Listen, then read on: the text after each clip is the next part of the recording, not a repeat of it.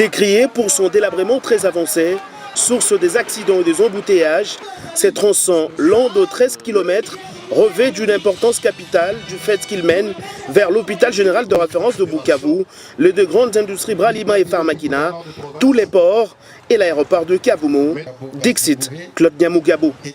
Préoccupé par la situation, il vient de trouver un remède en répondant d'une manière rapide à cette priorité de la population de Bukavu.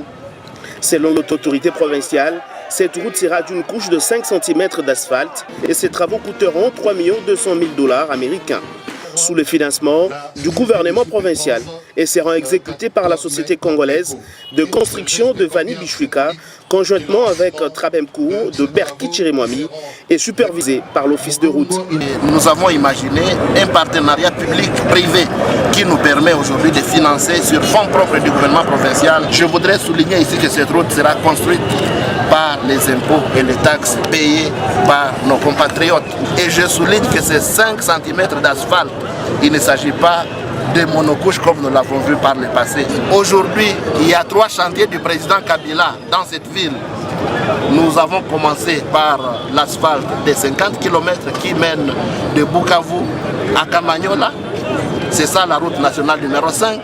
Nous venons de lancer les travaux d'asphalte de la route nationale numéro 2 qui mène vers l'aéroport de Kavumu. Nous soulignons que les travaux du stade sont en cours. Cette nouvelle est saluée par la population de Bukavu. Cette population appelle également l'autorité provinciale à penser également à d'autres tronçons routiers, de notre tronçon Bukavu en particulier et de la province en général, en délabrement. En tout cas, nous sommes très contents, nous la population du Sud Kivu, avec le travail que Joseph Kabila nous amène ici en commençant les travaux, place Amsar. Qu'il ne se limite pas ici, qu'il aille aussi dans des quartiers. Notez que les travaux de réhabilitation de ces tronçons sur la route nationale numéro 2 sont divisés en 5 phases en raison de 2,5 km par pilier dans une durée d'exécution évaluée à 6 mois pour chaque phase.